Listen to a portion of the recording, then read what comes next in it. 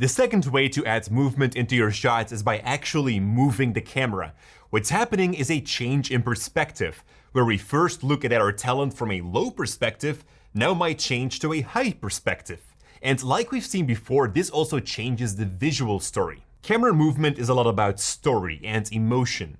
Now you can write books about this, so for this lesson I solely want to focus on camera movement and compositions. In this shot, we're following our talent. She's placed on the rule of thirds with the empty space in front of her.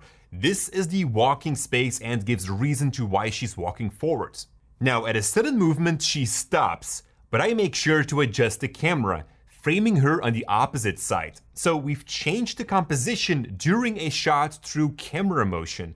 By having the empty space behind her, we're saying, hey, she forgot something and needs to return back. We're changing the visual story from her wanting to go forward to her wanting to go back. In the next example, we're following our talent walking over a path. There's a center composition because it's all about the subject. At a given moment, a second talent comes in. We've got two choices here. Either we pan the camera a little bit to make room for the second talent and have them both walking on either side of the rule of thirds. Now, both of them are equally important, but what if we let the talent stay centered? The new person that comes in feels off. It doesn't fit in the composition, and it's that discomfort which is so great. The new subject is not welcome, therefore we keep the most important person in the center and the other one is better not here to stay. So we're telling a whole different visual story by simply changing or not changing the composition. Now, camera movement doesn't always have to be the actual camera moving. It can also be a change in focus.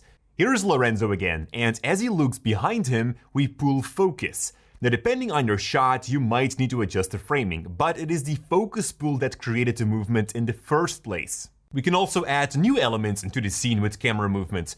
Right here we've got a nice shot where the talent is aligned to the golden ratio.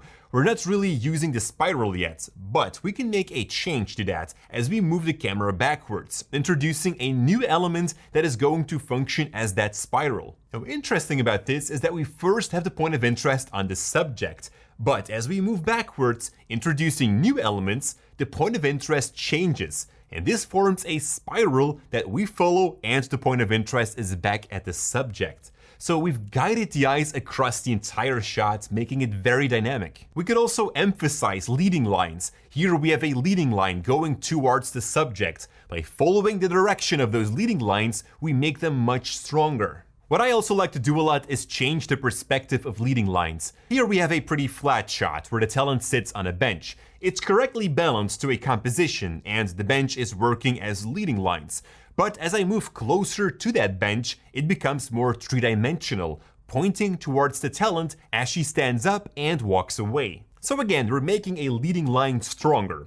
Why should we do that? Well, at first the talent is standing still, no real reason to have leading lines going to her.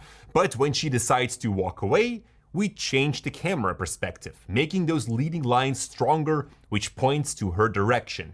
So there exists a more dynamic flow within the composition. So camera motion is great to add depth and more dynamic to your videos, but think about the composition as well, and that you can change the composition through camera motion. Thanks for watching.